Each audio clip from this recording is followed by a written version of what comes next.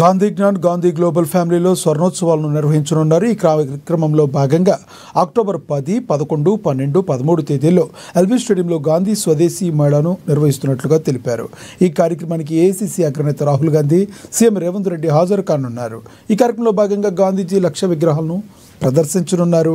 ఇక సుస్థిర విద్య, వైద్యం, వ్యవసాయం, క్రీడలు, పరిశ్రమలు, పర్యావరణం, ఇంధన వనరులు వంటి గాంధీజీ ఆశయాలను సమాజంలోకి తీసుకురావడమే లక్ష్యంగా గాంధీ గ్లోబల్ ఫ్యామిలీ, గాంధీ జ్ఞాన్ ప్రతిష్టాన్ వారు విభిన్న కార్యక్రమాలు చేస్తున్నారు.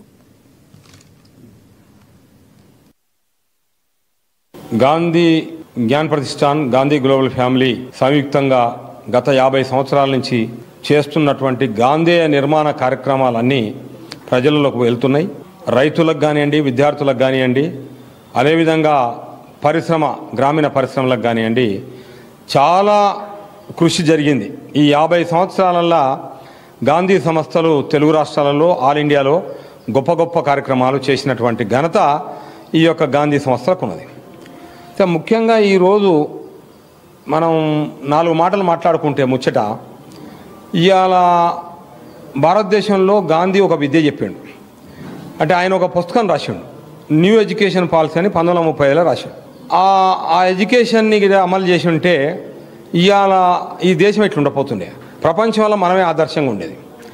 అయితే మనం ఏం చేసినాం, ఈ 80 సంవత్సరాల స్వాతంత్రం వచ్చి 80 సంవత్సరాల నుంచి మెల్లమెల్లగా 1947 నుంచి మొదలుపెట్టుకొని 5 ఏళ్ళకోసారి విద్య, చాలా గొప్ప విద్యను అందిస్తున్నాం అని చెప్పి భారతదేశానికి మనం చేసిన ప్రయోగాలు, ఈనాడు ఈ దేశంలో ఉన్న విద్య ఎంతమంది పిల్లలు చనిపోతుండ్రు, ఎంతమంది తల్లిదండ్రులు అదైతుండ్రు, ఈ విద్య వల్ల ఆ పిల్లలు ఏంటికి పనికిరాకుండా పోతుండ్రు అనేది ప్రజలే చెప్తున్నారు.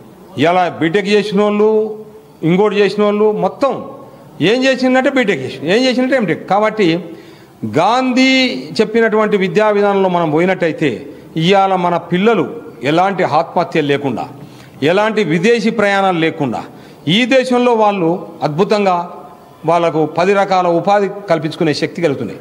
గాంధీ చెప్తాడు విద్యలో, ఈ విద్య ఎట్లుండాలంటే ప్రతి సంవత్సరం ఒక నైపుణ్యం వచ్చి ఉండాలి పిల్లానికి అంటాడు. అంటే 6వ తరగతి నుంచి 12వ తరగతి వరకు మనం విద్యను ఇచ్చినట్టయితే 10 రకాల నైపుణ్యాలు రావాలి. ఏ నైపుణ్యాలు?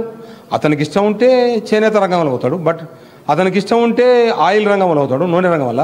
అతనికి ఇష్టం ఉంటే ఇంకో రంగంలో పోతాడు, వ్యవసాయ రంగం వల్ల. 100 రంగాలు ఉన్నాయి దేశంలో. ఈ దేశంలో, ఈ సంస్కృతిలో 100 వృత్తులు ఉన్నాయి మన దగ్గర, 100 పనులు ఉన్నాయి. అవన్నీ కూడా సుస్థిరమైనటువంటి విజ్ఞానం ఉన్నటువంటి పనులు అవి.